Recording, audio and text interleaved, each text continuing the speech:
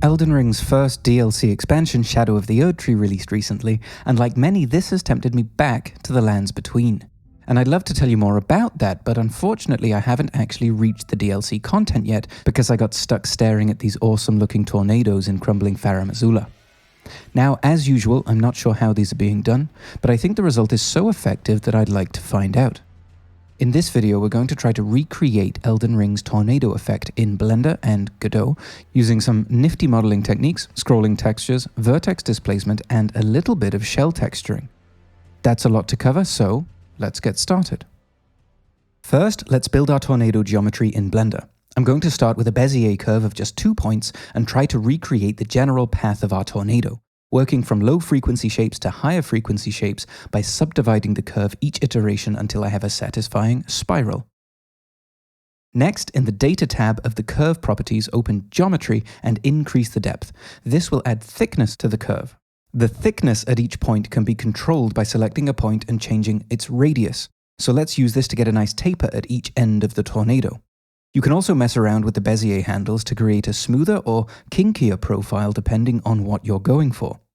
I think these little pinches look especially cool for our use case, so I'm adding some in around the top and bottom.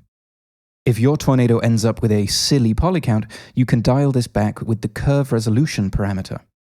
Next, we need to add some twist to our tornado, so that any texture we scroll along it will also twist with it.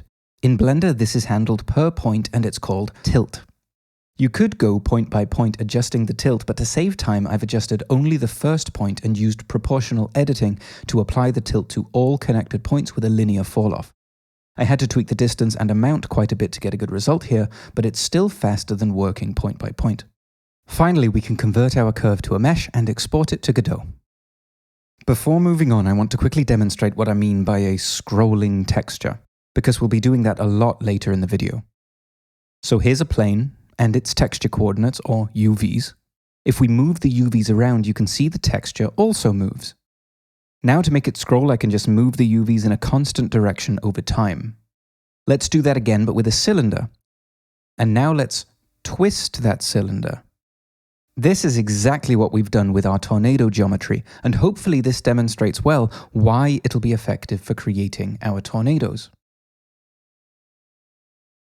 Now in Godot, let's open our model in a new scene, add a new shader material, a new shader, and get to work. We're working in 3D, so it's a spatial shader. We'll need a texture input for our scrolling noise, a vec2 input for controlling the texture scroll speed along X and Y, and I'll also add a constant time scale, because whenever I do anything involving time, everything moves far too quickly. So I'll be using this to keep the numbers more manageable. Next, let's define a new function called getNoise, which will take a vec2 input for the UV coordinate to sample at. Here we can sample the noise texture using the UV plus scroll speed times time, and finally multiplied by the time scale, since, as I said, using raw time will give us values that are far too large to work with here. The function then just returns that result. By the way, this is the noise texture that I'm using. It has some vertically oriented details that I hope will align well with the vertical edges of our twisted geometry and create interesting ridge-like details as it scrolls across the model. Next, let's define our fragment function. In case you're not already familiar with shaders, the fragment function is responsible for defining the per-pixel surface properties of our material, like color and roughness, much in the same way that the vertex function is responsible for per-vertex properties, like position and normal. Here, let's get the noise and use it as the surface color, or albedo. Tweaking the shader properties, we can now get a nice swirling effect out of our scrolling texture. Obviously, we're not quite at our visual target yet, so let's add some more features. Firstly, we'll make the model move and undulate like our reference using vertex displacement. In our vertex function, we'll again get our noise and use it to offset each vertex along its normal, or outwardly from the surface. We can scale that effect with a new float I'll call vertex displacement amount. Let's also stop using the raw noise result as our albedo and instead use it to blend between two values to give us more control. Okay, we're well on our way now. I notice our tornado is looking a little bit blurry, so let's add some high frequency detail with another noise texture. Again, we need texture and scroll speed uniforms for this new detail noise, and I'll also add parameters for tiling or repeating and detail amount. Let's define another function for getting this noise, almost identical to the last one, but also multiplying the UV by the tiling parameter. And then a third function called getBlendedNoise, which will get the low frequency noise and multiply it by the detail noise. We can control the amount of detail noise here using a mix function to blend between the detail result and a flat value of 1. Anything multiplied by 1 is of course just itself, so the more we blend this in with the detail noise, the less of a difference it'll make to the blended result.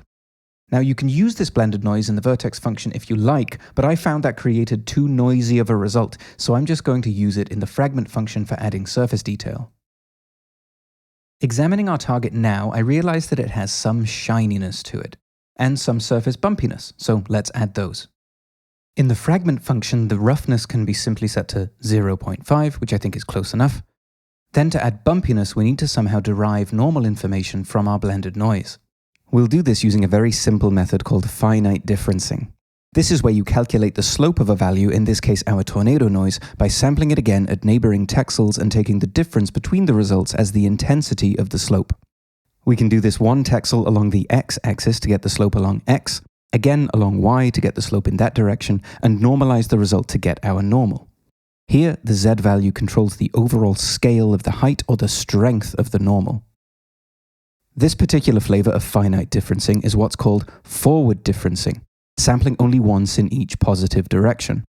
A smoother and more stable solution would be to use central differencing, sampling in both directions.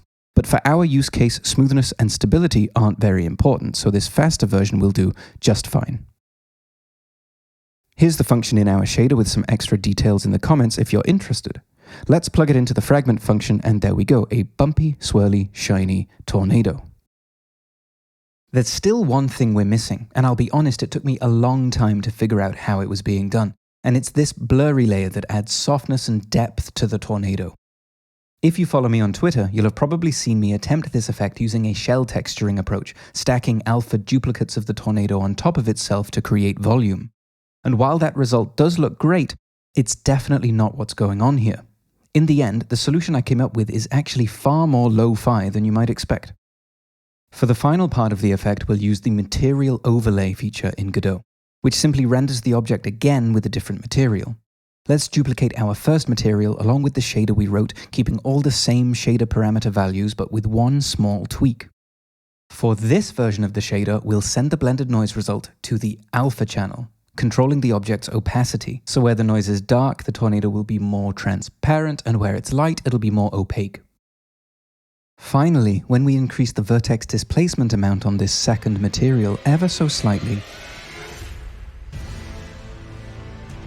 and there it is. It's just an alpha layer on top of the original geometry. Nice and simple, but very, very effective. And that's it. I hope you enjoyed this video. As usual, this is the part where I ask you to like and subscribe and check out the other videos on my channel if you'd like to learn more about technical art for games.